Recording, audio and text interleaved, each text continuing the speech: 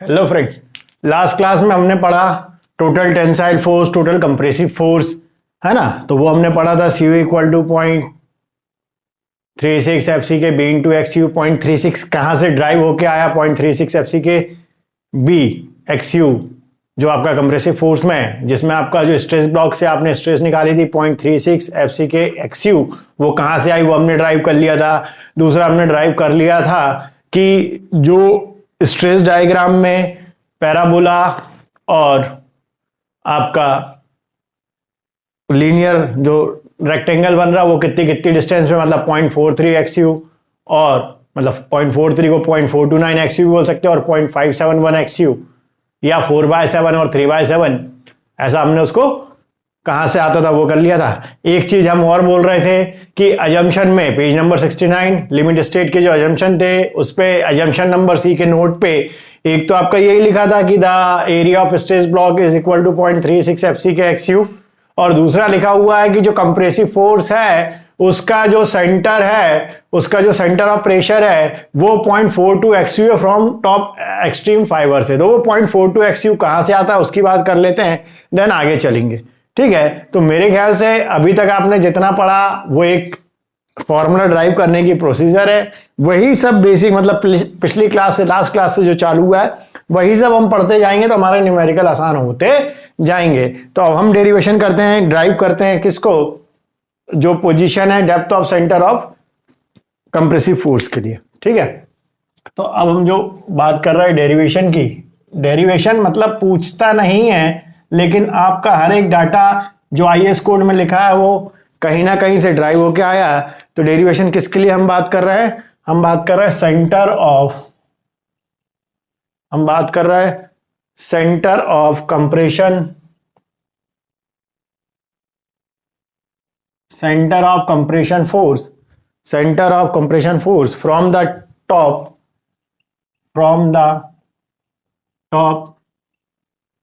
Extreme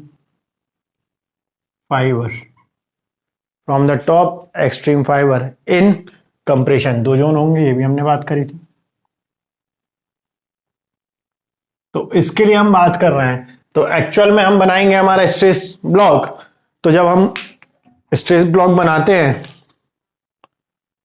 तो हमने पहले बनाया कि आपका जो सेक्शन है, बीम सेक्शन, वो कुछ इस तरीके से है, जिसकी विड्थ मैंने मानी थी B।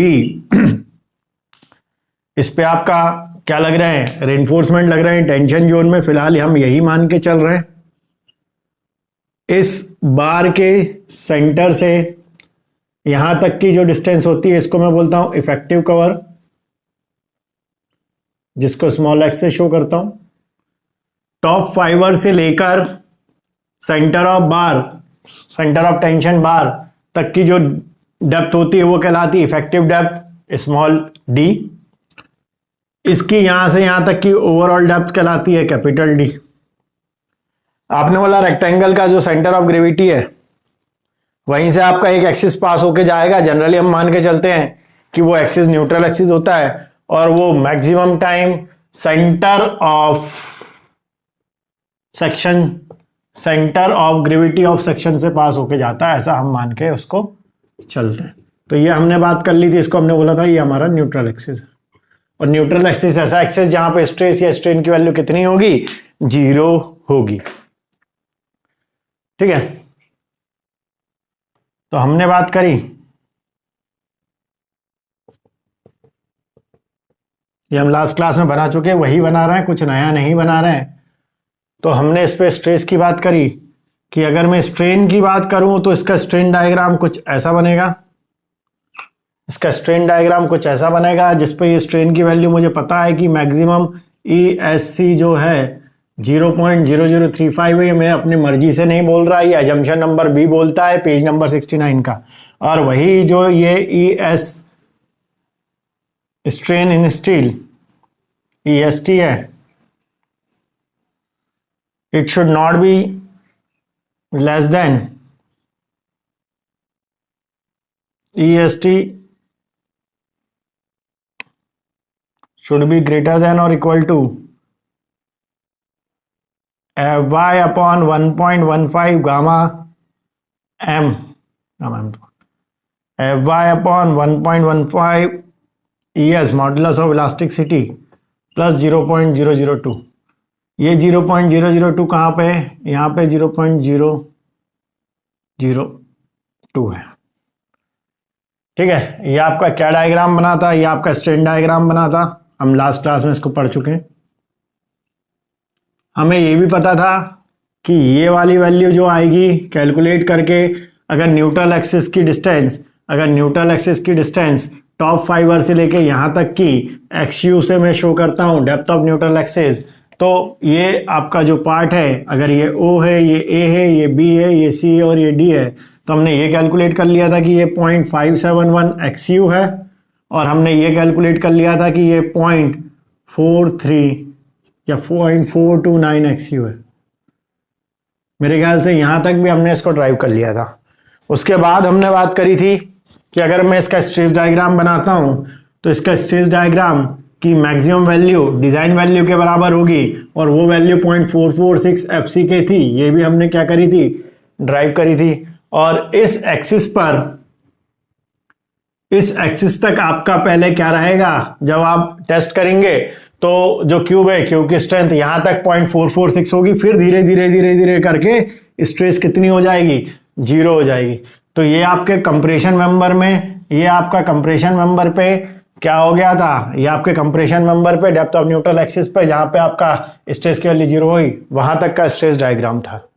ठीक है, इसका नाम देखें तो इसको भी नाम अगर O A B C और D दिया, ठीक है, तो ये वैल्यू आपको पता चल गई थी कि साहब मेरी 0.429 XU है। कई बुक किसी को 0.43 XU लिख रही, कोई दिक्कत की बात नहीं है, और कई बुक किसी को 3/7 XU लिखता है तो भी कोई दिक्कत की बात नहीं।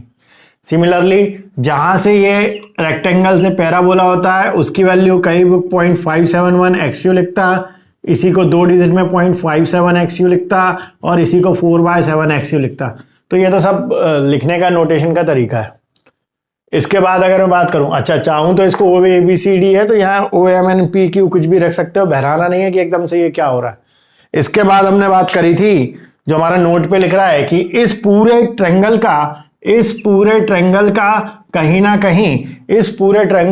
ना कहीं सेंटर ऑफ कंप्रेसिव फोर्स का डेप्थ रहेगा CU, है ना, सेंटर ऑफ कंप्रेशन फोर्स। अगर CU आपका टोटल कंप्रेसिव फोर्स है तो इस कंप्रेसिव फोर्स की डिस्टेंस कितनी होगी? से मैंने बोल दिया y बार, क्या होगी? y बार। तो क्या होगी? y बार होगी। ये y बार कितनी है एक्चुअल में, हमें वो निकाल के यहां देना है, जो कि नोट में तो मैंने जो पिछली क्लास में पढ़ाया था 0.42 XU नोट पे लिखा हुआ है, तब वही हमें एक्चुअल में ड्राइव करना है।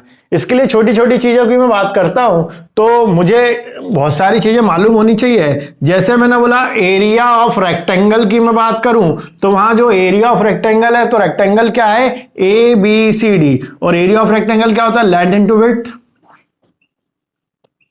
अगर लेंथ की मैं बात करूं तो इस पे आपका जब ये रेक्टेंगल है तो ये लेंथ और ये विड्थ जैसा भी आपको लेना ले सकते हैं। तो लेंथ हो गई AB और विड्थ हो गई BD या AC, जैसा आपको लिखना हो। लेंथ हो गई AB और ये हो गया आपका AC। ठीक है, तो लेंथ की अगर मैं बात करता हूं तो मेरा एरिया ऑफ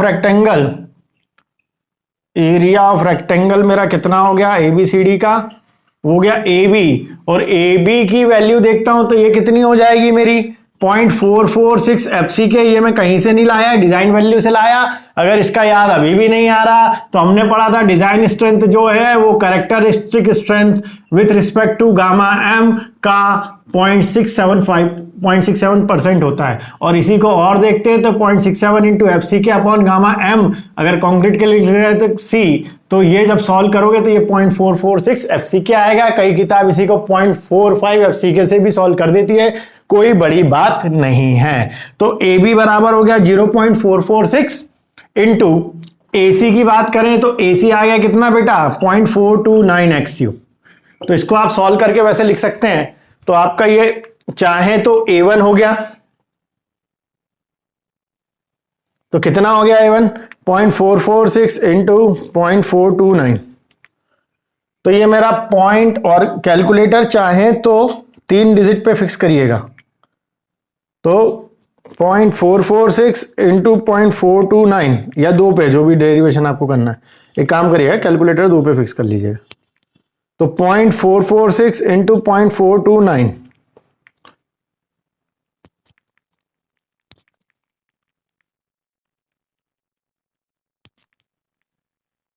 0.446 इंटू 0.429, तो ये 0.19 FC के इंटू XU, ये पहला एरिया हो गया।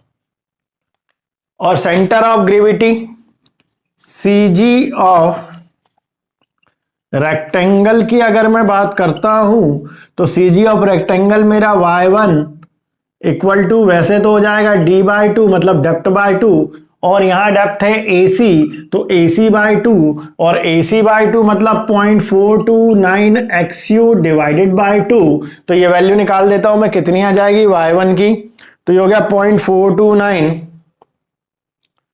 0.429 डिवाइडेड बाय 2, तो ये आ गया आपका 0.21 XU।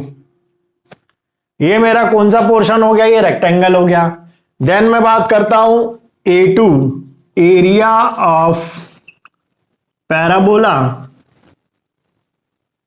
तो एरिया ऑफ पैराबोला क्या हो जाएगा, 2/3 B इंटू H। ये एरिया ऑफ पैराबोला का फॉर्मूला होता। तो 2/3 B की अगर मैं बात करूं तो यहां B मेरा हो गया AB,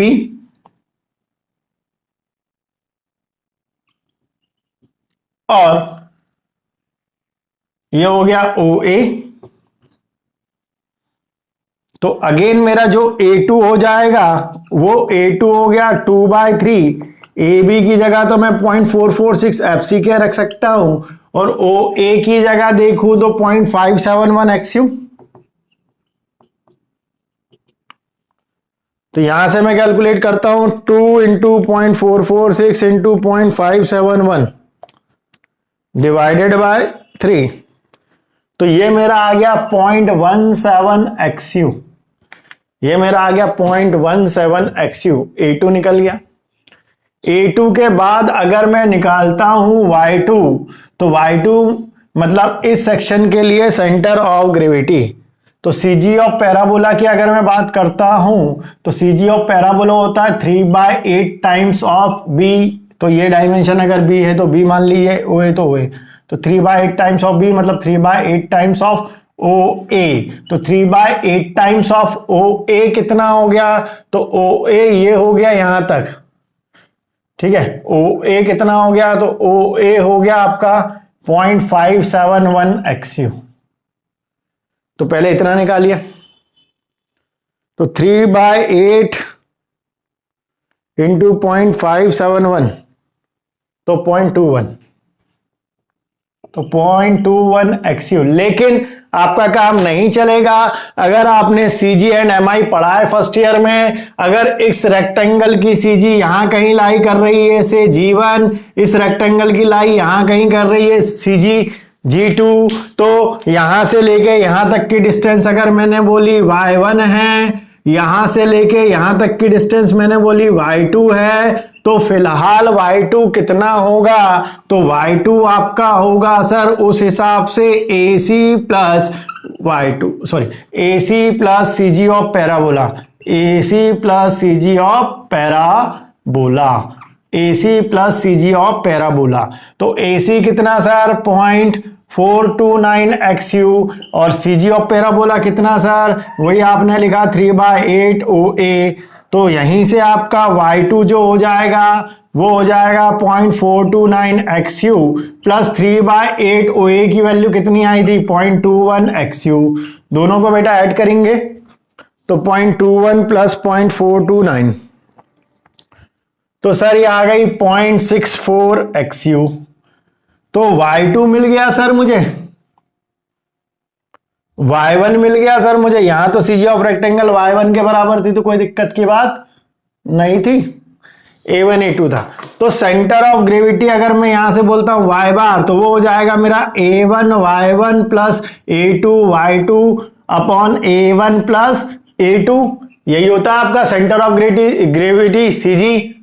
तो A1 की वैल्यू सर मैं निकाल चुका हूं, कितनी आई, तो A1 की वैल्यू आई सर यहां से सॉल्व करने के बाद 0.19 एफ सी के into x u into y1 की वैल्यू कितनी आई, तो y1 की value 0.21 x you plus a2 की वैल्यू कितनी आई 0.17 x 0.17 F C K x u into y2 की वैल्यू कितनी आई 0.64 x you divided by total area कितना हो जाएगा, तो A1 हो जाएगा सर आपका 0.19 एफ सी के into x you plus A2 कितना हो जाएगा, तो सर A2 आपका हो जाएगा 0.17 F C K x u, तो 0.17 F C K x u. तो यहां से सॉल्व करने के बाद मैं क्या कर सकता हूं sir, F C K x you दोनों में से कॉमन है, तो एफ सी के इंटू एक्स यू बाहर निकाल लिया और एक और एक्स यू है तो ये इंटू एक्स यू और बाहर निकाल लिया, अंदर बचा sir 0.19 into 0.21 plus 0.17 into 0.64 divided by नीचे से भी सर मैंने एफ सी के इंटू एक्स यू बाहर निकाल लिया, एफ सी के इंटू एक्स यू बाहर निकाल लिया तो अंदर बचा 0.19 प्लस 0.17, तो यहां से यहां ये कैंसिल हो जाएगा। तो टोटल वैल्यू कितनी आएगी 0.19 into 0.21 plus 0.17 into 0.64 divided by 0.19 plus 0.17।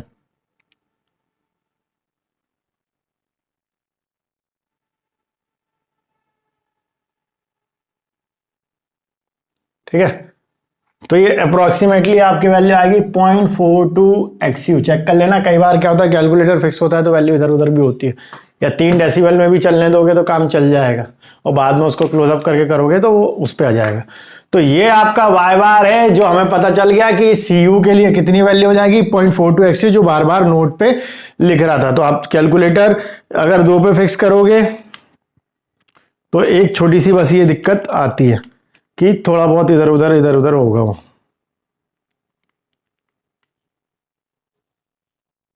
अगर इसको वैसा करके देख लो तो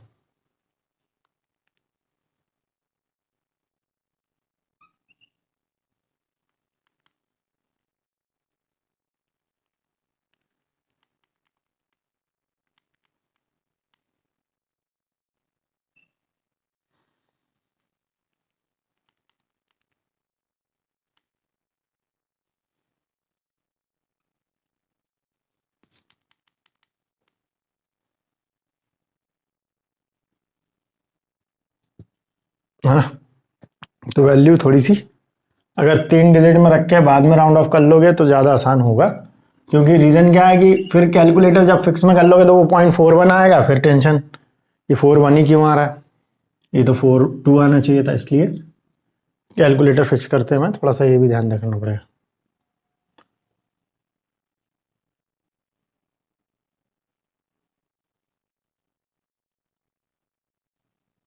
ठीक है, तो सिंप्लीफाई करोगे तो वैल्यू आ जाएगी 0.191 into 0.215 plus 0.17 into 0.644 divided by 0.191 plus 0.17। तो ये वैल्यू आती है आपकी 0.417 एक्सयू, जिसको बुक लिखती है या आईएस कोड लिखता है 0.42 एक्सयू। तो हमें ये डेरिवेशन आज तक पूछा नहीं है, लेकिन कहीं ना कहीं इसका हर जगह यूज करना है, इसलिए हमें इसकी जरूरत थी, तो इसको यहां तक लिखिए।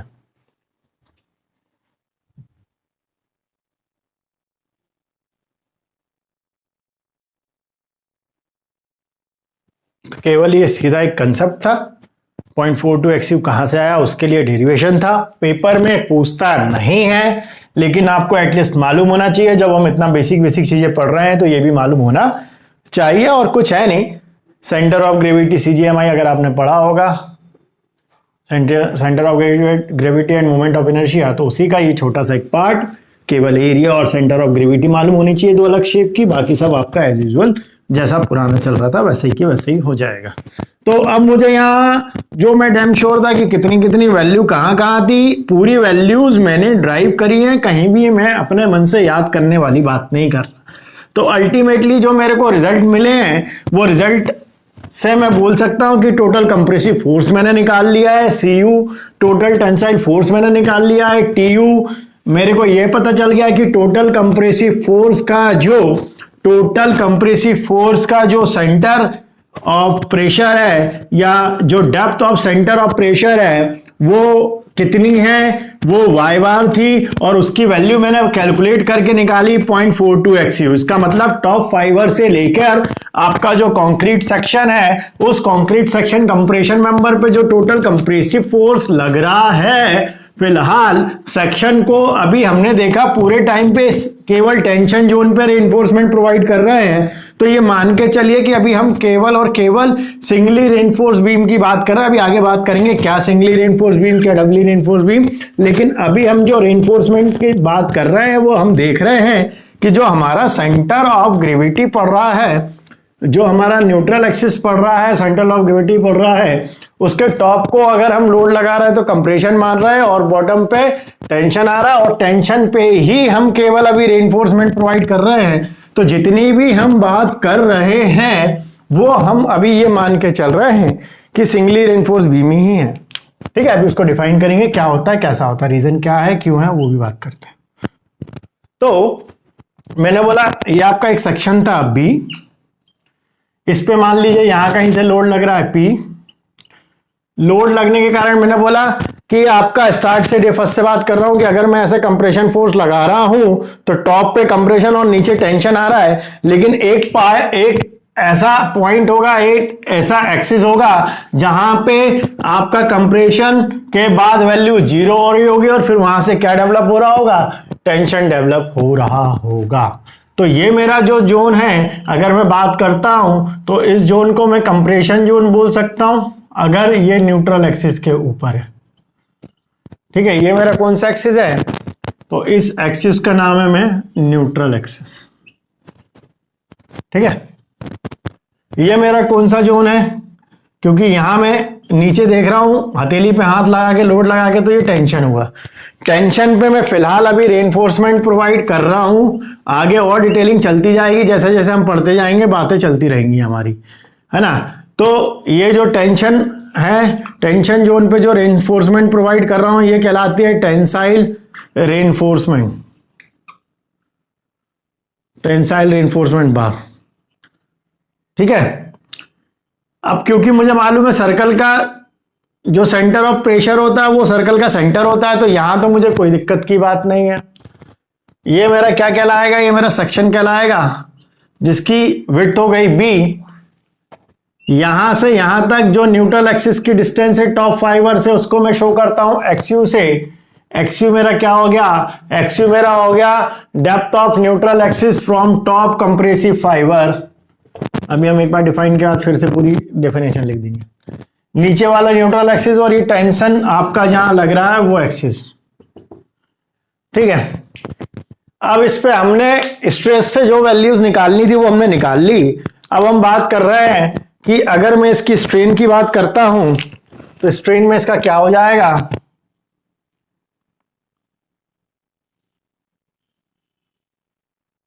ये हमने कुछ इस तरीके से बोला कि टॉप पे जो डिजाइन वैल्यू है वो कितनी हो जाएगी डिजाइन स्ट्रेंथ। तो अगर मैं FDC design strength in compression वो as per the IS code 456/2000 assumption of limit state of collapse for flexural B point C से बात करूं तो बोलता है कि जो डिजाइन स्ट्रेंथ है वो 0.67 होगी, किसकी, कैरेक्टरिस्टिक कंप्रेसिव स्ट्रेस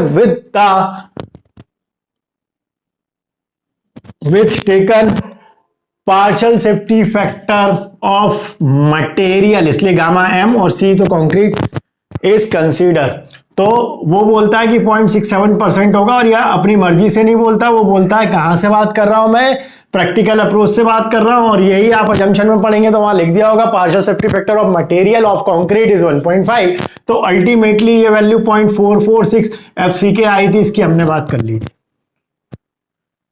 ये हमने ड्राइव कर चुका हूं कि ये वैल्यू मेरी 0.429 XU होगी, कोई रोक नहीं सकता क्योंकि ये मैंने ड्राइव करी है। ये वैल्यू मेरी 0.571 XU होगी, इसके लिए भी कोई मना नहीं कर सकता। इस पे जो मैं बात कर रहा हूं तो टेंसाइल स्ट्रेस, अगर यहां पे मैं बोलता हूं कि जो सर्कल होता है उस सर्कल का सेंटर ऑफ प्रेशर उसका सेंटर ही होता है, तो यहां पे जो टेंसाइल फोर्स आएगा TU, और इसके लिए जो डिजाइन स्ट्रेंथ की बात करी थी वो कुछ करी थी, बात करते हैं अभी आगे उसके।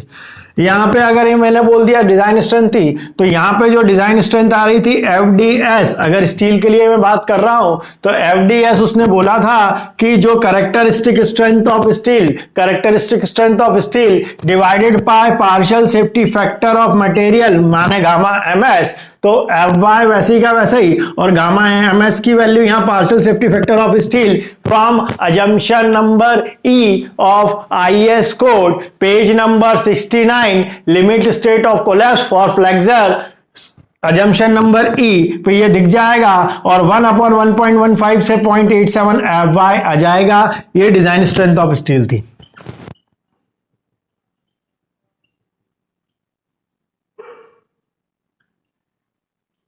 ये डिजाइन स्ट्रेंथ ऑफ स्टील थी, और डिजाइन स्ट्रेंथ ऑफ कंक्रीट थी, है ना। तो ये दोनों चीजें हमने अभी तक जितनी भी चीजें लिख रहा हूं ये मैं अपने मन से नहीं लिख रहा हूं, सब मैंने ड्राइव करा है with the help of IS code. ठीक है, उसके बाद मैंने बात करी थी कि टोटल कंप्रेसिव फोर्स, जिसको मैं शो कर रहा था CU से, और CU में मैंने बोला था कैलकुलेट किया था ये CU फोर्स कंप्रेसिव फोर्स कितना लग रहा था, तो वो मैंने लिखा था यहां पे सॉल्व करने के बाद area of stress block into area of section, इस तरीके से मैंने बात करी थी। और एरिया ऑफ स्ट्रेस ब्लॉक मैंने कैलकुलेट करके निकाला था तो 0.36 आया था, और 0.36 के साथ FCK इंटू XU ये मैंने निकाल लिया था। ये मेरा एरिया ऑफ स्ट्रेस ब्लॉक आ गया था, इंटू एरिया ऑफ सेक्शन की मैंने बात करी थी, क्रॉस सेक्शनल में विड्थ हो गई थी B, और लोड लगेगा लॉन्गिट्यूडनल, और इसकी लेंथ मैंने कंसीडर कर ली थी यूनिट लेंथ, तो यहां पे मेरा ये हो गया था B इंटू 1। तो मैंने यही बोला था 0.36 FCK XU, तो एरिया ऑफ स्ट्रेस ब्लॉक निकाल लिया था, और बाहुबली हैं हम इसलिए इंटू B। तो ये मेरा टोटल टेंसाइल फोर्स, मेरा कंप्रेसिव फोर्स कितना आ गया था 0.36 FCK B into XU। Total tensile force की मैंने बात करी थी, तो ये भी होगा आपका डिजाइन टेंसाइल स्ट्रेंथ या स्ट्रेस जो भी लिखना है into area of steel reinforcement, और एरिया ऑफ स्टील रेनफोर्समेंट को नथिंग बट मैंने A for area, S for steel, ठीक है, इन टेंशन, तो उसको AST से शो किया था। तो मेरी डिजाइन स्ट्रेंथ आई थी 0.87 FY इंटू पूरी की पूरी RCC पढ़ रहा हूं केवल, और इस केवल सरिया के लिए AST के लिए, तो ये भी मैंने पढ़ लिया था। उसके बाद मैंने पढ़ा था, अच्छा अभी मैंने मेहनत करके जो निकाला इससे पहले डेरिवेशन की टॉप कंप्रेशन फाइबर से जो centre of pressure of compressive force है उसकी वैल्यू मैंने अभी ही ड्राइव करी, जिसकी वैल्यू थी 0.42 XU। ठीक है, यहां से लेके यहां तक की डेप्थ को मैं इफेक्टिव डेप्थ बोलता हूं, ये भी मुझे मालूम है। सेंटर ऑफ बार से bottom most part of the member वो कहलाता है इफेक्टिव कवर X। ठीक है, तो अगर मैंने बोला, एक चीज और बोली थी कि सेंटर टोटल कंप्रेसिव फोर्स से टोटल टेंसाइल फोर्स के बीच की परपेंडिकुलर डिस्टेंस को मैं बोलता हूं लीवर आर्म। क्या बोलता हूं?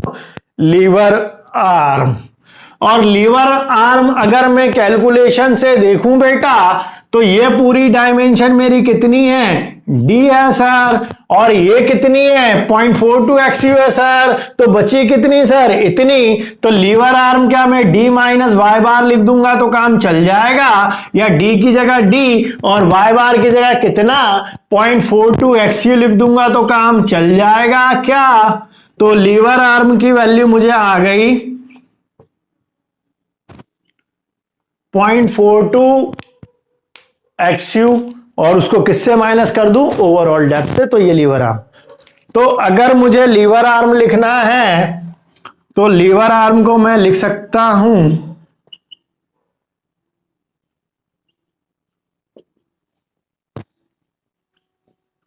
it is perpendicular distance between total compressive force to the total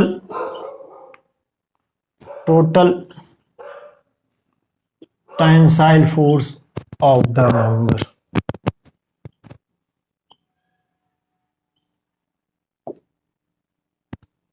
It is denoted by, कई बुक जेडी से शो करती लीवर आर्म। ठीक है, यहां तक लिखिए।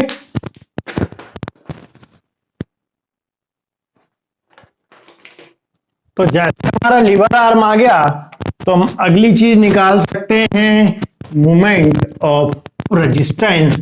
तो इस पूरे उससे मुझे दो चीजें, तीन चीजें मिल गई हैं। मुझे काम की चीजें क्या क्या मिली वो एक बार मैंने लिख लिया। तो मुझे मिला है, अब मैं ये डायग्राम हटा देता हूं। मेरे ख्याल से अब इस डायग्राम में जो मुझे डाटा मिला वो मैं एक बार लिख लेता हूं, फिर उसी को यूज करूंगा। तो मेरे को एक तो मिल गया टोटल कंप्रेसिव फोर्स, जिसको अब मुझे बार बार लिखने में याद हो जाना चाहिए, 0.36 FCK B इंटू एक्स। दूसरा मुझे मिला टोटल टेंसाइल फोर्स,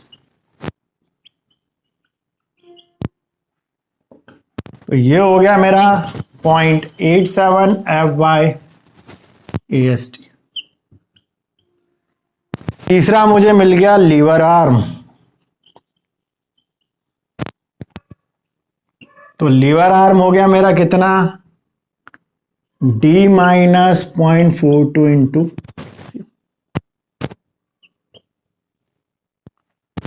चौथा मुझे मिला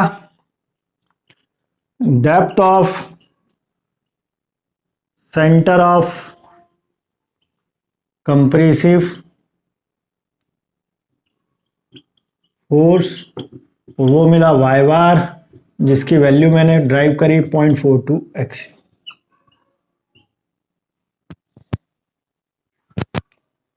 तो ये डाटा अभी तक मैंने स्टडी में निकाला, ये एक जगह लिख लीजिए, फिर बात करते हैं। तो अब अगर मैं मोमेंट ऑफ रेजिस्टेंस की बात करूं,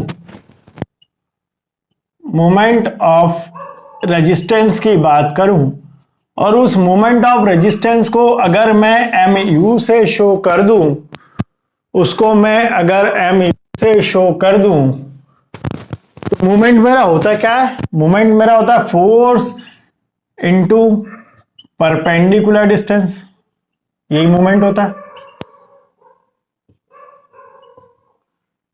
ना। तो एक मैं निकालता हूं moment due to total compressive force, moment due to total compressive force, MU ही रहेगा मोमेंट ऑफ रेजिस्टेंस या अल्टीमेट मोमेंट, बात एक ही है। वो मैंने बोल दिया टोटल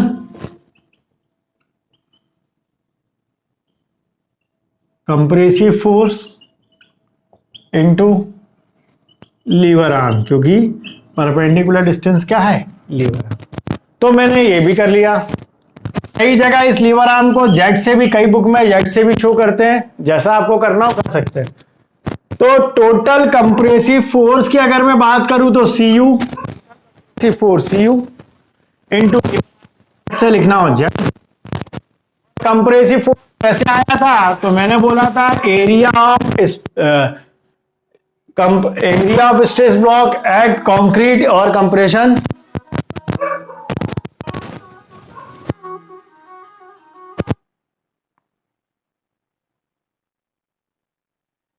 ठीक है। तो ये हो गया 0.36 FCK XU। ये आपका आ गया था एरिया ऑफ स्ट्रेस ब्लॉक। बताया था कि आपका रेक्टेंगल है, रेक्टेंगल की विड्थ बी है, लेकिन जो लोड लगेगा वो अलोंग द एक्सिस लगेगा, ऐसे ऐसे। तो ये आपका लेंथ हो जाएगा, ये आपका विड्थ हो जाएगा। लेंथ फिलहाल कंसीडर करेंगे 1 मीटर, इसलिए इसका जो एरिया हो जा रहा था स्ट्रेस इंटू एरिया, तो बी इंटू 1 आपका हो गया total compressive force into lever arm आपने पढ़ा D minus 0.42 into x u. It means अगर आप कंप्रेसिव फोर्स तो mu equal to 0.36 F C K B into x u, one का तो कोई ज्यादा दिक्कत नहीं, D minus 0.42 into x u.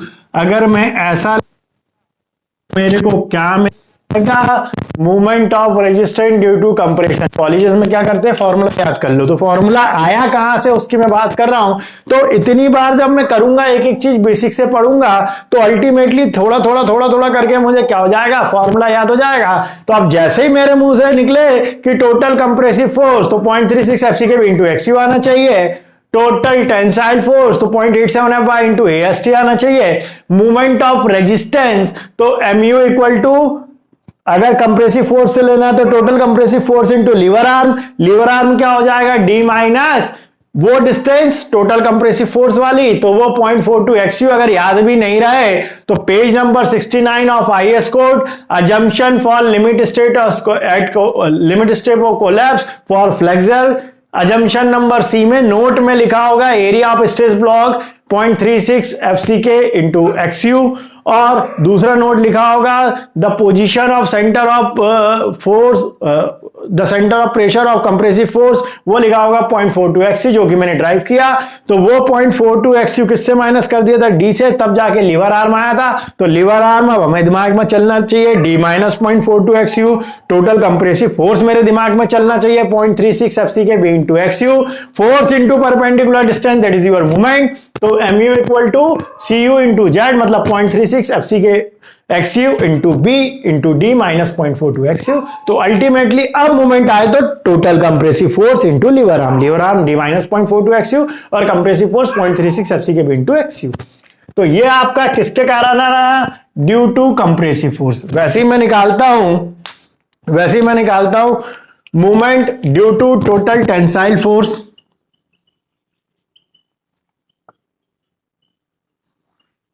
Total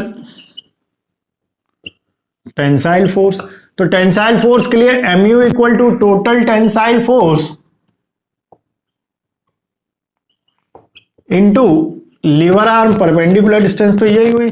तो टोटल टेंसाइल फोर्स को अगर मैंने टीयू से शो किया और लीवर आर्म को जेड से शो किया, कई जगह जेड से भी शो करते हैं तो वो कर दिया। टेंसाइल फोर्स के लिए मैंने पढ़ा था, क्या पढ़ा था टेंसाइल फोर्स के लिए, कि जो डिजाइन स्ट्रेंथ है वो डिजाइन स्ट्रेंथ होगी F Y upon gamma M, और गामा एम मतलब 1.15, तो 1 डिवाइडेड बाय 1.15 मतलब 0.87 into characteristic strength of steel मतलब एफ वाई, तो 0.87 एफ वाई डिजाइन स्ट्रेंथ हुई into area of steel bar, जिसके लिए मैं पूरी आरसीसी पढ़ रहा हूं, उसको मैंने बोला था कैपिटल ए सफिक्स में एस टी, तो ए एस टी, तो area of steel reinforcement A S T, और स्ट्रेस हुई या स्ट्रेंथ हुई कितनी 0.87 एफ वाई, इसलिए जो टोटल कंप्रेसिव फोर्स हुआ वो हुआ 0.87 एफ बाय एएसटी। तो टोटल कंप्रेसिव फोर्स की मैंने बात करी तो ये हो गया 0.87 एफ वाई, और पूरी आरसीसी पढ़ रहा हूं एक ही चीज के लिए, एएसटी के लिए, इंटू लीवर आर्म होता है डी माइनस 0.42 इंटू एक्स। ठीक है, तो मूवमेंट के केस पे ये दो फॉर्मूले अभी आपको यूज आएंगे धीरे धीरे। तो यहां तक लिखिए,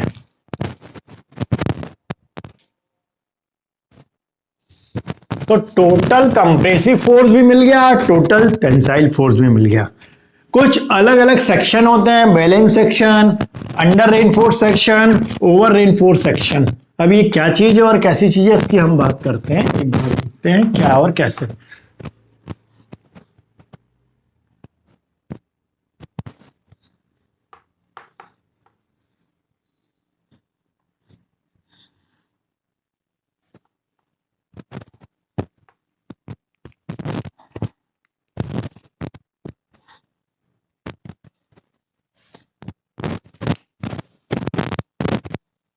अभी हम बोलते हैं डेप्थ ऑफ न्यूट्रल एक्सिस, जिसको हम शो कर रहे हैं एक्स यू से।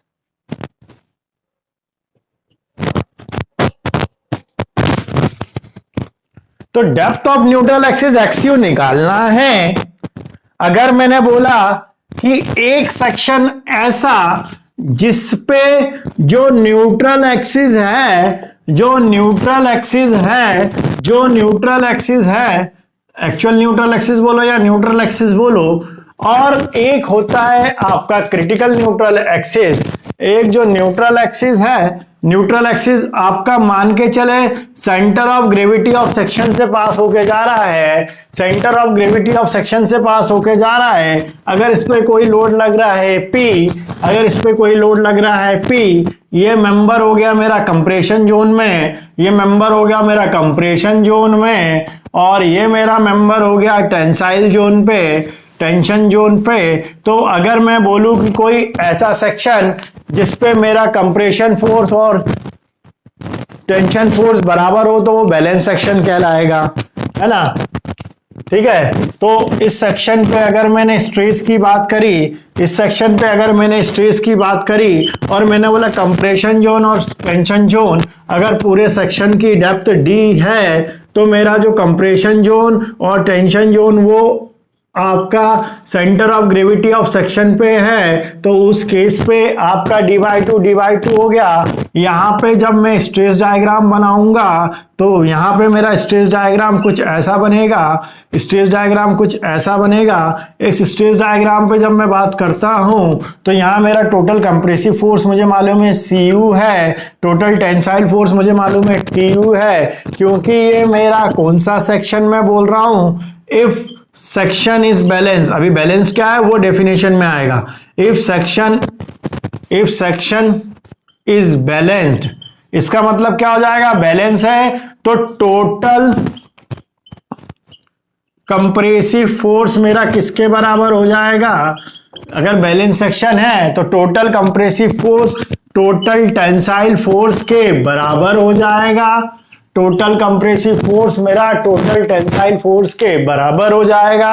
और टोटल कंप्रेसिव फोर्स की अगर मैं बात करता हूं तो टोटल कंप्रेसिव फोर्स मेरा हो गया Cu, टोटल टेंसाइल फोर्स हो गया Tu, टोटल कंप्रेसिव फोर्स मुझे मालूम है स्ट्रेस ब्लॉक का जो स्ट्रेस एरिया था वो था 0.36 FCK, 0.36 FCK XU, और क्योंकि हम बाहुबली तो सेक्शन B/1, ये आपका टोटल कंप्रेसिव फोर्स हो गया और टोटल टेंसाइल फोर्स हो गया 0.87 FY/AST। और अगर मैं यहां से चाहूं XU की वैल्यू निकालना तो XU इक्वल टू कितना हो जाएगा, 0.87 FY/AST, ये सब इनटू में तो 0.36 FCK, B चला गया नीचे। तो अगर आपको डेप्थ ऑफ न्यूट्रल एक्सिस निकालनी है तो वो किसके बराबर हो जाएगी, XU equal to 0.87 FY/AST upon 0.36 FCK B। या मैं बोल दूं दोनों में डिवाइडेड बाय D कर दूं, divided by D both the side, divided by D both the side. तो इस केस पे ये आ जाएगा आपका XU डिवाइडेड बाय D, और ये हो जाएगा 0.87 FY/AST upon 0.36 FCK B into 1/D। इसका मतलब ये रिलेशन मेरा हो गया XU upon D equal to 0.87 FY/AST upon 0.36 FCK B into D।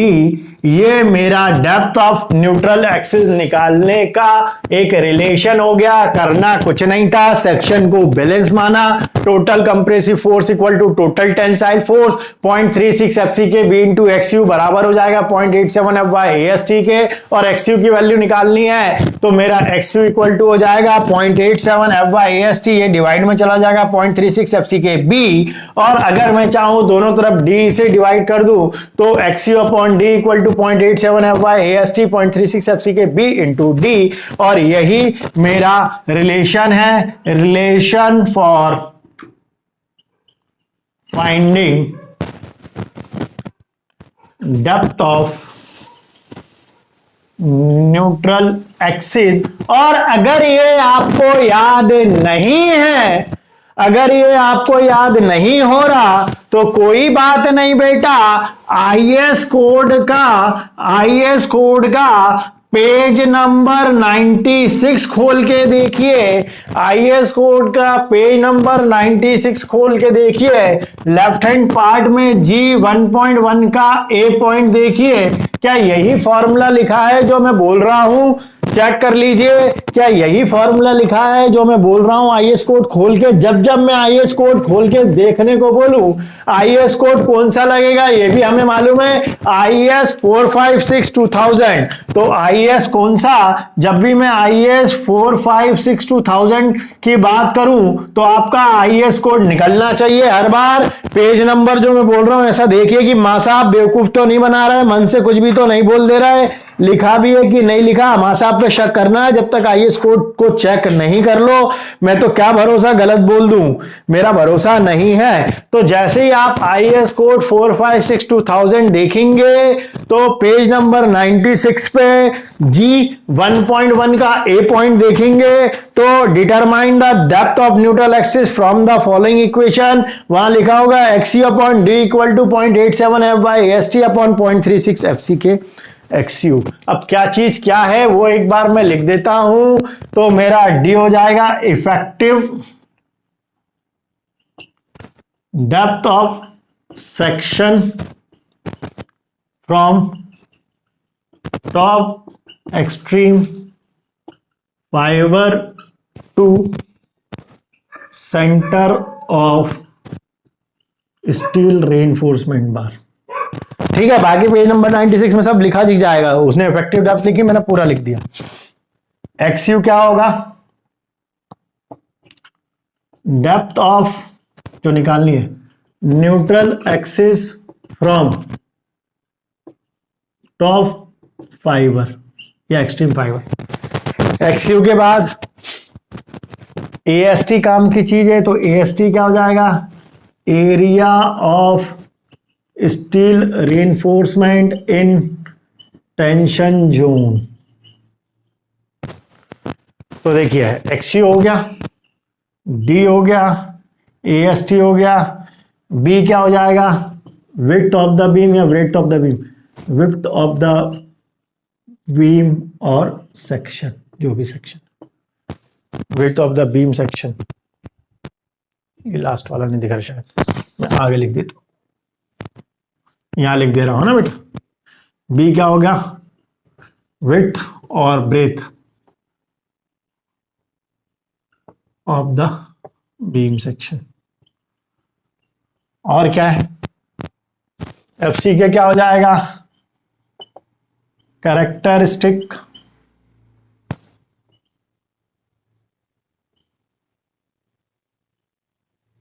Compressive strength of concrete in newton पर mm स्क्वायर। समझाया था M20 मतलब 20 न्यूटन पर mm स्क्वायर, 50 मतलब 50 न्यूटन पर mm स्क्वायर, कैपिटल M के साथ मोहन मतलब मोहन न्यूटन पर mm स्क्वायर, आपका नाम मतलब आपका नाम। FY मतलब क्या हो जाएगा?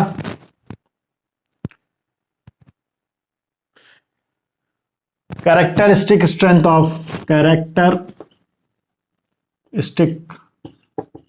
Of steel reinforcement.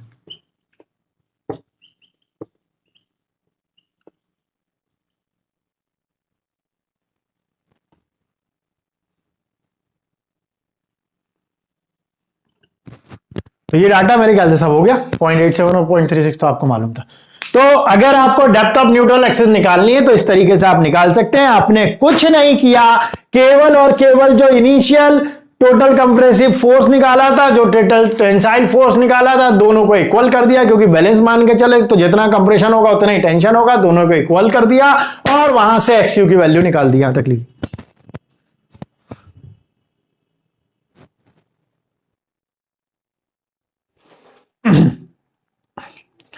अभी हमने जो बात करी वो करी न्यूट्रल एक्सिस की बात। न्यूट्रल एक्सिस हम जनरली मान के चलते हैं कि जहां पे स्ट्रेस और स्ट्रेन की वैल्यू 0 होती है। और जनरली हम मान के चलते हैं कि जो न्यूट्रल एक्सिस है वो पर्टिकुलर सेक्शन का जो सेंटर ऑफ ग्रेविटी होता है वहां से पास होता है। लेकिन ये सब एक आइडियल कंडीशन हम समझ पाते हैं और उसलिए हम उसको ये मान लेते हैं। लेकिन कभी भी कोई भी 100% इफिशिएंट मशीन नहीं हो सकती, 100% आइडियल कंडीशन नहीं हो सकती। कुछ ना कुछ अजम्पशन मानने पड़ते हैं, कुछ ना कुछ इफ एंड बट लगे रहते हैं। तो सिमिलरली जैसा आपका एक न्यूट्रल एक्सिस होता है वो मैंने बोला कि है तो वो न्यूट्रल एक्सिस, उसको लिखोगी बकायदा एक्चुअल न्यूट्रल एक्सिस, है ना। वो हम मान के भी चलते हैं कि जो पर्टिकुलर सेक्शन है उसका जो सेंट्रॉइड है वहां से पास होगा और वहां पे स्ट्रेस और स्ट्रेन की वैल्यू 0 होगी।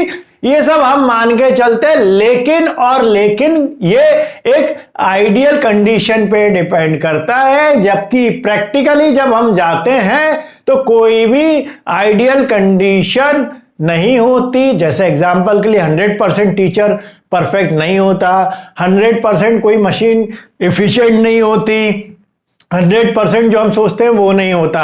सिमिलरली जैसा एक न्यूट्रल एक्सिस है जिसको आप एक्चुअल न्यूट्रल एक्सिस की बार बार डेफिनेशन दे रहे हैं, जिसको टॉप फाइबर से डेप्थ देखने पे एक्सिस से शो करते हैं, ये तो मेरे एक अजम्पशन वाला एक्सिस हुआ।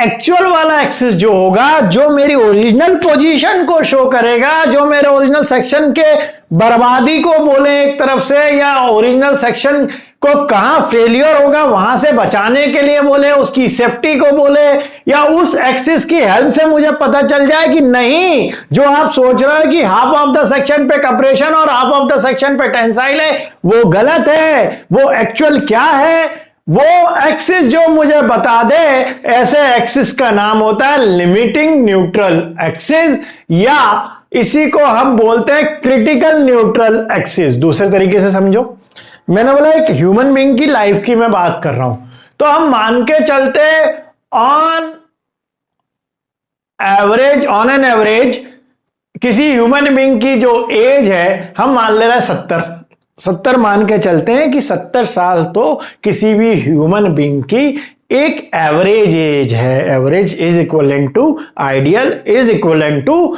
न्यूट्रल एक्सिस मान के चल लीजिए। लेकिन जिसकी जितनी लिखी होगी उतनी ही जीता है वो। कई बेचारे 10 साल में, 15 साल में, 30 साल में, 35 साल में, 38 साल में, 45 साल में, 50 साल में, 60 साल में भी शांत हो जाते हैं, खत्म हो जाते हैं, भगवान को प्यारे हो जाते हैं, अल्लाह को प्यारे हो जाते हैं। तो वो एक्चुअल जो उसकी लाइफ की पोजीशन बता रहा है वो बताएगा लिमिटिंग न्यूट्रल एक्सिस, और जो एवरेज बता रहा है वो बताएगा एक्चुअल न्यूट्रल एक्सिस। या दूसरे तरीके से समझे, खुदा ना करे किसी का, भगवान ना करे किसी का पेशेंट बहुत ज्यादा बीमार है और एडमिट है ना, या नाटकों को देख ले, ये सब तो छोड़, नाटकों में जबरन को एक गोली पड़ती है, डॉक्टर के पास लेके जाते हैं, और या एक्सीडेंट हो जाता है, डॉक्टर के पास लेके जाते हैं, बस एक्सीडेंट, गोली पड़ना, कुछ भी, डॉक्टर बोलता है कंडीशन बहुत क्रिटिकल है। इट मींस वो डेफिनेटली नहीं कह पाता कि हम बचा पाएंगे, कि ये ऊपर परलोक सधार जाएंगे। इट मींस वो ये नहीं कह पाता डेफिनेटली कि हाँ ये बच पाएंगे कि नहीं बच पाएंगे। क्रिटिकल कंडीशन है, बच गए, हम कोशिश कर रहे हैं, नहीं बचे तो कोई बात नहीं। तो एक वो लाइफ लाइन है जो बता रही है स्ट्रक्चर का, वो एक स्टेज है, वो बता रही है स्ट्रक्चर मे बी डिफॉर्म और नॉट। मतलब एक फाइनल पोजीशन, आइडियल नहीं कि 60 साल जिएगा, 65 साल जिएगा, हॉस्पिटल गया तो बच के ही जाएगा। डॉक्टर जो देख के पोजीशन, ट्रीटमेंट रिपोर्ट्स देखकर जब बताएगा तो बोलेगा कि कंडीशन क्रिटिकल है, या भर्ती है किसी का पेशेंट 20 दिन 25 दिन से भर्ती है, 26वें 27वें दिन वो आईसीयू में जाता। जब हम डॉक्टर के पास जाते हैं, सर वो आईसीयू में ले गए, आप ऑक्सीजन सपोर्ट पे कर दिया, कंडीशन क्रिटिकल है, अभी हम कुछ कह नहीं सकते। कई बार एज ज्यादा हो जाती है तो बोलते हैं अब आप रिश्तेदारों को बुला लो, क्योंकि कंडीशन क्रिटिकल है। It means actual position of life line वो क्रिटिकल कंडीशन को शो कर रहा है। वैसे ही स्ट्रक्चर में कहां कंप्रेशन, कहां टेंशन, लोड के कारण आएगा, उसकी प्रॉपर्टी के कारण आएगा, उस स्ट्रक्चर के बिहेवियर के कारण आएगा। एक्चुअल कंप्रेशन, एक्चुअल टेंशन कहां होगा, किस स्टेज पे होगा, क्या उसकी फाइनल वैल्यू होगी, क्या उसकी लिमिटिंग वैल्यू होगी, इससे ज्यादा पे क्या हो जाएगा, वो पूरा का पूरा एक्सिस शो करता है क्रिटिकल न्यूट्रल एक्सिस या लिमिटिंग न्यूट्रल एक्सिस। कोई किताब क्रिटिकल न्यूट्रल एक्सिस लिखती है, कोई किताब लिमिटिंग न्यूट्रल एक्सिस लिखती है, कोड लिमिटिंग न्यूट्रल एक्सिस लिखता है, ये ध्यान रखिएगा। तो हम इसलिए लिमिटिंग न्यूट्रल एक्सिस या क्रिटिकल न्यूट्रल एक्सिस जो भी लिखना है लिख सकते हैं, लेकिन लिमिटिंग शब्द याद रखिए कि वो लास्ट लिमिट है, लास्ट पोजीशन को वो बता रहा है ना। तो एक हुआ जो ऑन एन एवरेज है 60 साल है, भगवान करे वो तो गया हॉस्पिटल और 2 दिन में वापस आ गया, तो वो तो हल्का सा बीमार था, तो वो एक एवरेज एज जो 65-70 साल हम मान के चल रहे थे, आइडियल कंडीशन में मान के चल रहा था, एक्चुअल न्यूट्रल एक्सिस में मान के चल रहे थे, वो थी। लेकिन अगर बीमार है, एक्सीडेंट हो गया, कुछ हो गया, हार्ट फेल हो गया, हार्ट फेल तो वैसा मतलब हार्ट अटैक आ गया, मान लीजिए कि बहुत ज्यादा ड्रिंक कर ली तो लीवर खराब हो गया, तो वो भी क्रिटिकल कंडीशन में पहुंचता। तो ऐसी चीज जो एक्चुअल पोजीशन को आपको बताएगा एक्सिस, वो कहलाएगा लिमिटिंग न्यूट्रल एक्सिस या क्रिटिकल न्यूट्रल एक्सिस। क्रिटिकल से इसलिए याद रहेगा क्योंकि बहुत शब्द सुनने को मिलता है पिक्चर में, नाटक में, कि आप अच्छा हुआ ले आए, कंडीशन तो बहुत क्रिटिकल थी लेकिन आपने बचा लिया, तो जैसे ही क्रिटिकल आएगा तो हमारे आंखों के सामने बिल्कुल स्ट्रक्चर की कहानी समझ में आ जाएगी कि आप फेल हो सकता है, अब इसमें सरिया की जरूरत है, सरिया कम है, सरिया ज्यादा है, ये सब कौन बताएगा? क्रिटिकल न्यूट्रल एक्सिस बताएगा। तो उसकी डेप्थ निकालने के लिए हम बात करते हैं कि क्रिटिकल न्यूट्रल एक्सिस एक्सयू लिम या एक्सयू मैक्स से हम शो करते हैं। जनरली एक्सयू मैक्स हर जगह लिखा है आईएएस कोडल प्रोविजन में, ठीक है, एक्सयू मैक्स लिखा हुआ है, कई जगह एक्सयू लिम लिखा होगा। तो जो आपका लिखा है हम दोनों तरीके से लिख लेते हैं, हमें कोई दिक्कत की बात नहीं है। तो अगेन मैंने बोला, समझना, अगेन मैंने बोला कि एक मैंने सेक्शन कंसीडर किया जिसकी विड्थ बी थी, ओवरऑल डेप्थ डी थी, इस पे हमने एक लोड लगाया पी था, हमने बोल दिया कि जो अब एक्सिस हम बना रहे हैं, जो हम एक एक्सिस बना रहे हैं वो साहब मेरा लिमिटिंग न्यूट्रल एक्सिस है ना, अब एक्चुअल नहीं, लिमिटिंग न्यूट्रल एक्सिस है। वो limiting neutral axis top fibre से कितनी डिस्टेंस पे है? टॉप फाइबर से सर वो एक्सयू मैक्स डिस्टेंस पे है। हमने बोला क्योंकि हमारा सेक्शन है, हम आरसीसी की बात करें तो सरिया तो डालनी ही है ना, जो कि टेंसाइल स्ट्रेंथ को बियर करेगी। तो आपने बोला कि टॉप मोस्ट फाइबर से लेके सरिया के सेंटर तक की जो डिस्टेंस है, जो डेप्थ है, वो इफेक्टिव डेप्थ डी कहलाएगी। हमने बोला जब हम स्ट्रेस स्ट्रेन कर्व बनाता हूं, स्ट्रेस स्ट्रेन कर्व बनाता हूं, तो स्ट्रेन कर्व बनाने पे स्टील और कंक्रीट का as per assumption page number 69 बोलता है जो स्टील जो कंक्रीट का मैक्सिमम स्ट्रेन है वो 0.0035 से 0.0035 मैक्सिमम है। और जो बोलता है किसका, पेज नंबर 69 जब आप ध्यान से पढ़ेंगे तो पेज नंबर 69 पे जब आप बात करेंगे, इसको अगर देखते हैं तो ये है assumption B, assumption B page number 69 IAS 4562,000, ठीक है। और assumption number F page number 69 पे जब आप देखेंगे तो पेज नंबर 69 पे अजम्पशन नंबर एफ बोलता है, क्या बोलता है? The maximum strain in the tension reinforcement section failure shall not be less than, तो ई ऐसी बराबर या इक्वल होगा किसके? पॉइंट किसके? F Y upon 1.15 plus F Y upon 1.15 ES plus 0.002 के। ये कहां से आया? ये मेरे घर से नहीं आया, ये अजम्पशन नंबर एफ से आया, पेज नंबर 69 से आया और IAS 4562,000 से, ठीक है। अगर ये वाली डेप्थ मेरी एक्सयू मैक्स है, ये डी है, तो ये कितनी हो जाएगी बेटा? डी माइनस एक्सयू मैक्स हो जाएगी। यहां तक भी कोई दिक्कत की बात नहीं है। इसी को थोड़ा सा और सिंप्लीफाई करते हैं तो 1 डिवाइडेड बाय 1.5 माने 0.87 FY अपॉन ES प्लस 0.002, ये हो जाएगा ESE अगर इक्वल टू मान के चल रहा हूं। कुछ डाटा जो हमने लिखा था या हमें जिसकी जरूरत है, तो हमने बोला था कि ग्रेड ऑफ स्टील होता है अलग अलग, उस पे हमारी कैरेक्टरिस्टिक स्ट्रेंथ होती है Fy।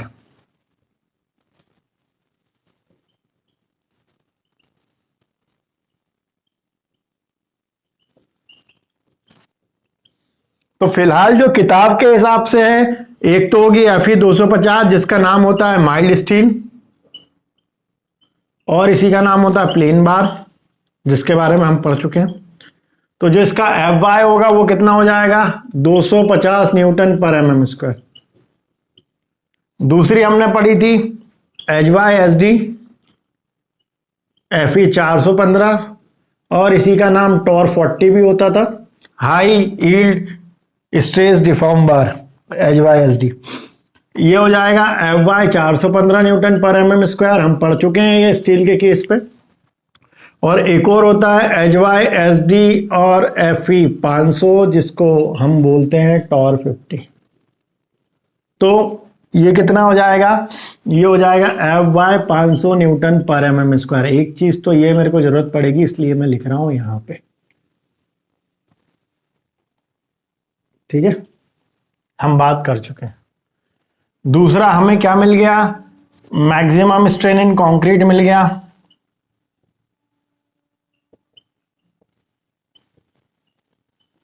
.0035। Strain in steel mill गया 0.87 Fy upon ES plus 0.002। ES की हम बात करें तो ES होता है यंग मॉडुलस ऑफ स्टील,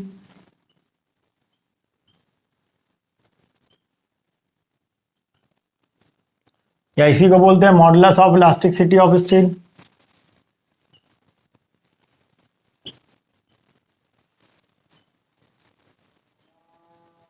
जिसकी वैल्यू 2 × 10⁵ न्यूटन पर mm² होती है। याद नहीं हो तो कोई बात नहीं, पेज नंबर 70 पे डायग्राम जो बने हुए उस पे लिखा रहता है, देखना स्ट्रेन स्ट्रेस, है ना।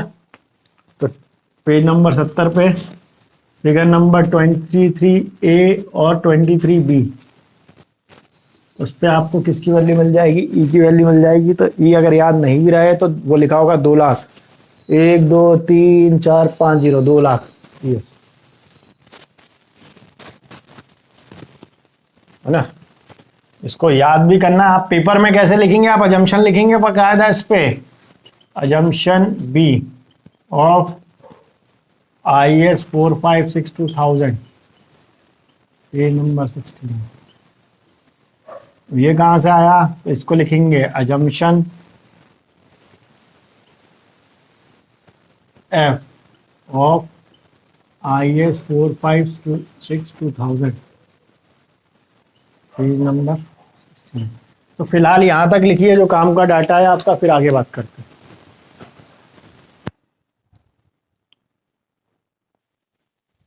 तो अल्टीमेटली इतने डाटा के बाद हम बात करते हैं और हमारे डेरिवेशन की तरफ चलते हैं। और ये डेरिवेशन एग्जाम में पूछता है, ये याद रखिएगा, एग्जाम में ये पूछता है ना। ये डेरिवेशन जब आप अभी देख रहे होंगे, अगर आपने पुराने पेपर देखे, है ना, अगर आरजीपी के पुराने क्वेश्चन पेपर आप देखते हैं तो ये सब डेरिवेशन आपसे पूछेगा। तो अब क्या डेरिवेशन में पूछेगा और कैसे पूछेगा उसी की हम बात कर रहे हैं, है ना। हमें limiting depth of neutral axis निकालना, उसके लिए डेरिवेशन निकालना, तो हम निकाल रहे हैं। तो हमने अभी पता कर लिया, 2 चीजें हमें पता चल गई, स्ट्रेन डायग्राम हमारे पास है। अब उसी से हम सिमिलर ट्रायंगल प्रॉपर्टी की बेस से बहुत कुछ सॉल्व कर लेंगे। बहुत अच्छा डेरिवेशन है, पेपर में पूछता है, और ऐसा कुछ है नहीं कि बहुत टफ है, बहुत ज्यादा टफ नहीं है, सीधा सीधा कैलकुलेशन वाला पार्ट है। तो ये स्ट्रेन हो गई 0.87 Fy अपॉन ES प्लस 0.002, ये हो गई आपकी 0.0035। ये डिस्टेंस यहां से यहां तक आपकी हो गई XU, और ये डिस्टेंस यहां से यहां तक हो गई आपकी D माइनस 0.42 XU। नाम की बात करी GOAB, ये दे दिया CD, ठीक है। तो इसमें ऐसा बहुत कुछ है नहीं। मैं बोला क्या है, देखो सीधा सीधा मैंने बोला in triangle OAB and triangle OCD applying by the property of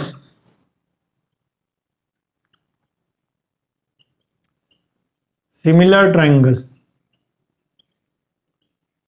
क्या बोल दूंगा कि अगर ट्रायंगल AB की साइड, ऐसे देखो, ट्रायंगल की ये वाली साइड अगर O है, OA है, तो इस ट्रायंगल की OD, इस ट्रायंगल की, बड़े वाले ट्रायंगल की अगर AB, तो छोटे वाले ट्रायंगल की CD प्रोपोर्शनेट में रहेगी। OA की वैल्यू की बात करूं तो XU मैक्स, ध्यान से देखो डायग्राम में देखना, ये XU मैक्स, तो ये D माइनस XU मैक्स, ठीक। तो OA कितना हो गया, लिमिटिंग न्यूट्रल एक्सिस की डेप्थ XU मैक्स, OD कितना हो गया, D minus XU max. AB की वैल्यू हो गई 0.0035 और CD की वैल्यू हो गई 0.87 FY upon ES plus 0.002। Simple mathematics है, यहां तक मेरे ख्याल से किसी को कोई भी दिक्कत नहीं होनी चाहिए, यहां तक मेरे ख्याल से किसी को कोई भी दिक्कत नहीं होनी चाहिए, सिंपल मैथमेटिक्स है। क्रॉस मल्टीप्लीकेशन करेंगे तो ये हो जाएगा XU max into this one इधर 0.87 FY upon ES plus 0.002 equal to 0.0035 D minus XU max.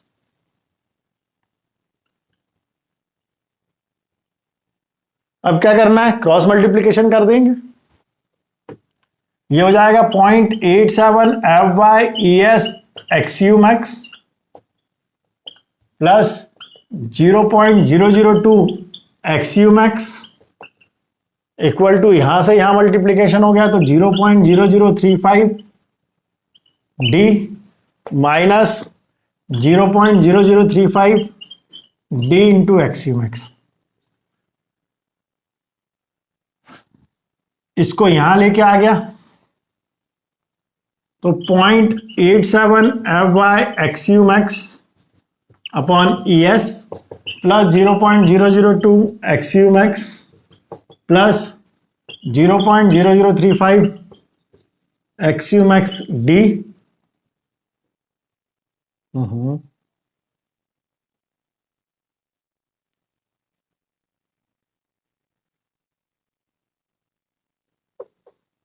ठीक है, तो 0.005 XU मैक्स यहां आ गया और ये हो गया 0.0035 D।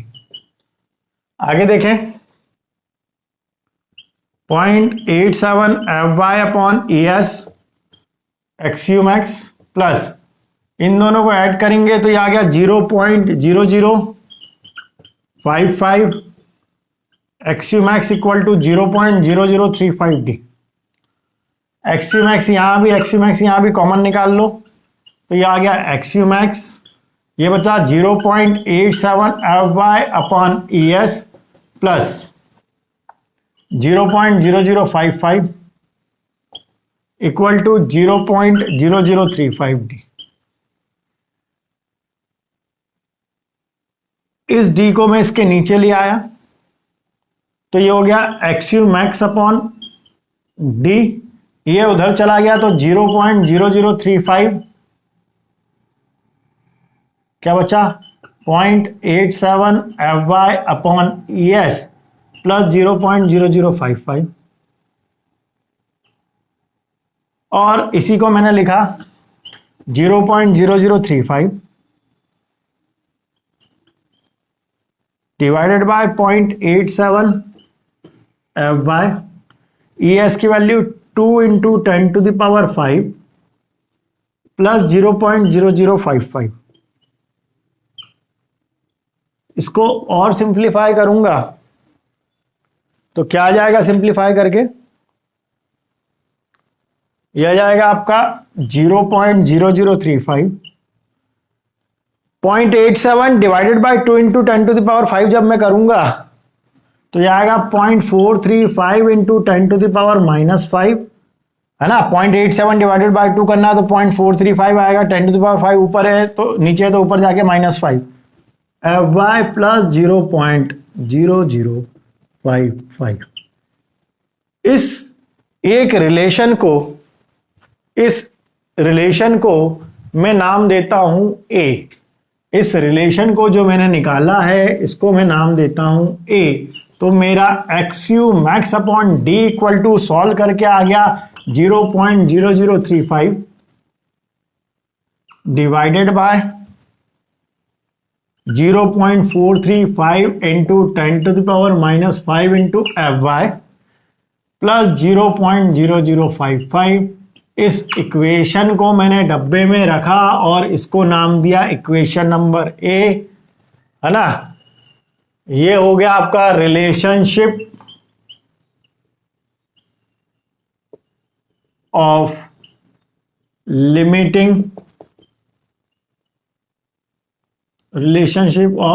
Depth of limiting neutral axis. Relationship of depth of limiting neutral axis with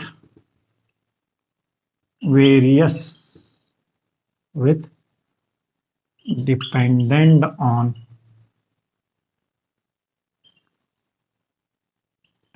Fy। यहां तक लिखिए तो एक ये कॉमन रिलेशन निकाल दिया x max upon D equal to 0.0035 divided by 0.435 into 10 to the power -5 Fy plus 0.005। अब अलग अलग स्टील के लिए अलग अलग वैल्यू निकल जाएगी। पहले यहां तक लिखिए, मेरे ख्याल से यहां तक किसी को कोई भी दिक्कत नहीं होनी चाहिए।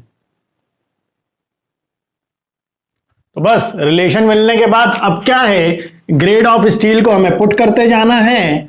ग्रेड ऑफ स्टील के हिसाब से हमारी वैल्यूज आती जाएंगी और यही वैल्यू आपको आईएएस कोड के पेज नंबर 70 पे नोट डला होगा लेफ्ट हैंड साइड पे। वही वैल्यू यहां आपकी ड्राइव होके आएंगी। तो याद करने की बात है नहीं, आती कहां से वो मैं ड्राइव करा रहा हूं। और एग्जाम में ये पेपर में पूछता है आपसे 5 नंबर 7 नंबर 8 नंबर पे, इसलिए ध्यान रखने वाली बात है। तो मेरा जो रिलेशन ए आया वो रिलेशन ऐसा आया कि XU max upon D equal to 0.0035 divided by 0.435 into 10 to the power -5 Fy plus 0.0055। अब मैंने बोला कि ये तो मेरी इक्वेशन नंबर ए है, यहां तक मुझे कोई दिक्कत की बात नहीं है। अब मैं अलग अलग स्टील के लिए बार बार वैल्यू निकाल सकता हूं, उसमें कोई बड़ी बात नहीं है। कैलकुलेटर ढंग से चलाएं, ये जरूर ध्यान रखिएगा। तो मैंने बोला टेक माइल्ड स्टील, और जैसे ही बेटा माइल्ड स्टील होगा तो दिमाग में आएगा Fe 250 और दिमाग में आएगा Fy मतलब characteristic strength of steel is 250 newton पर mm स्क्वायर। कहां पुट करूंगा बेटा, put in equation number A. We get, क्या मिल जाएगा बेटा वो देख लेते हैं। तो हमें मिलेगा XU max upon D is nothing but 0.0035 upon 0.435 into 10 to the power -5 into Fy की वैल्यू 250 प्लस 0.0055। तो इसको सॉल्व करेंगे आप, क्या आ रहा है, और सॉल्व करना ही है, कैलकुलेटर चलाना है। मां साहब के भरोसे पूरे टाइम नहीं बैठना है, टीचर के भरोसे पूरे टाइम नहीं बैठना है आपको, क्योंकि एग्जाम में टीचर को कैलकुलेट नहीं करना है, आपको कैलकुलेट करना है। तो जितना ज्यादा आप कैलकुलेटर चलाएंगे उतना आपको ज्यादा अच्छा है।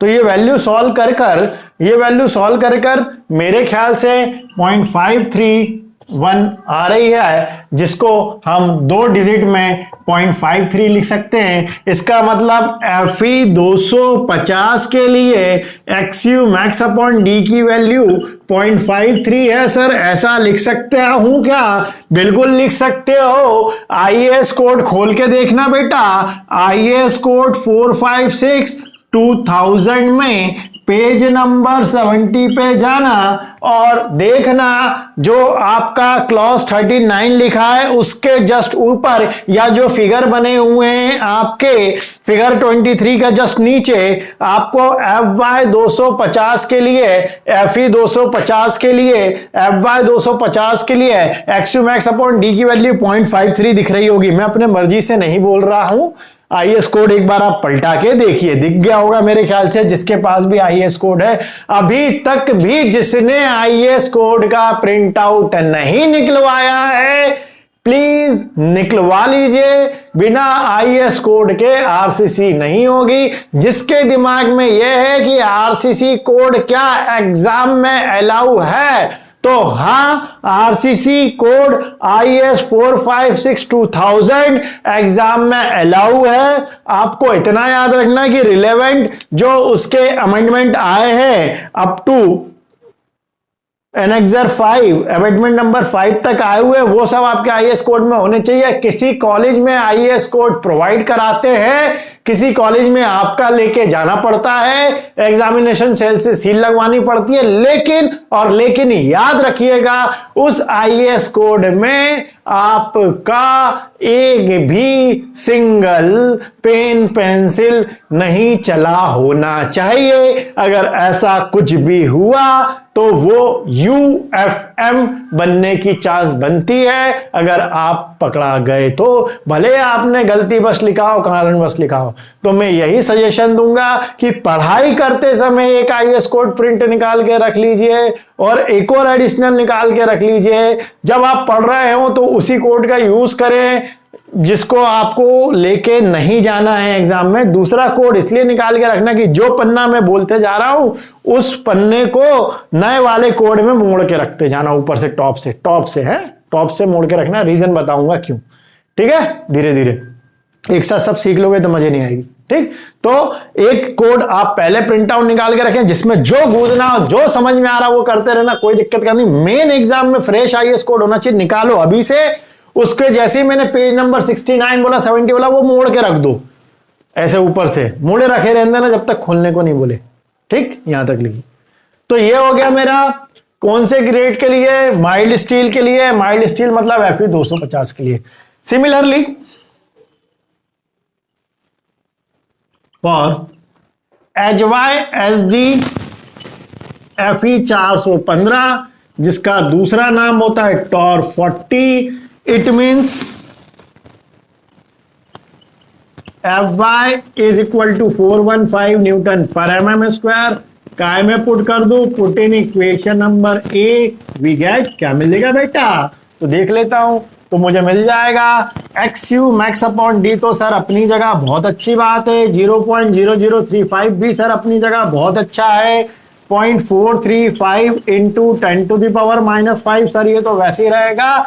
इस FY की जगह सर इस बार 415 रखना पड़ेगा, 415 रखना पड़ेगा प्लस 0.005। और सर बताता हूं मैं रिजल्ट देख के, कैलकुलेट करो फटाफट सब, तभी मजे आएगी। मेरे अकेले सॉल्व करने से कुछ नहीं होगा जब तक आप कैलकुलेटर नहीं चलाएंगे खुद से। कैलकुलेटर चलाने में अगर किसी को कोई दिक्कत होगी तो फिर आप एक बार मैसेज कर देना, चेक करवा लेंगे।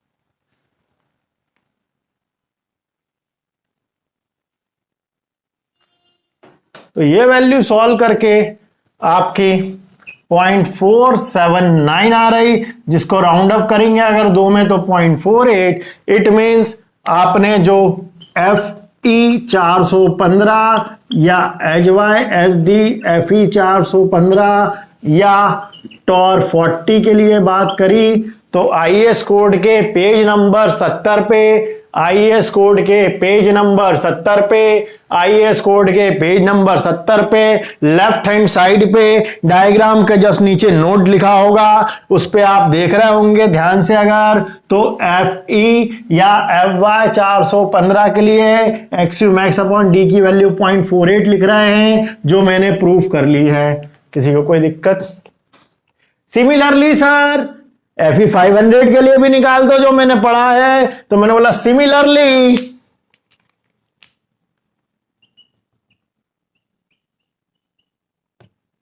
सिमिलरली सर फॉर FE 500 और HYSD FE 500 और सर इसी को और मैं टॉर 50 बोलूं तो भी चलेगा क्या? बिल्कुल चलेगा। तो मैं पुट कर दूंगा।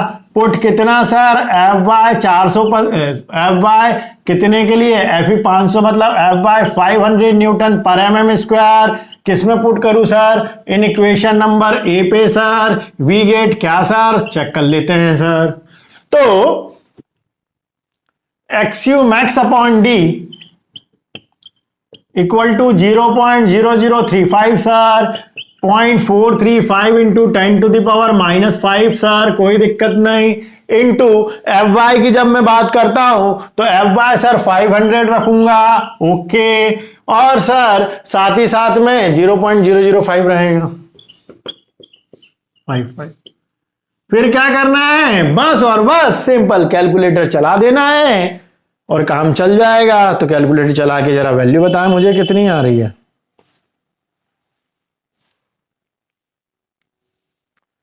तो सर ये वैल्यू 0.456 आ रही है, जिसको राउंड अप करके 2 डिजिट में 0.46 कर सकते हैं। और सिमिलरली IAS कोड के पेज नंबर 70 पे, IAS कोड के पेज नंबर 70 पे जाके देखेंगे तो मेरे को वैल्यू मिलेगी क्या सर? देखो FY 500 के लिए कितनी दी है सर?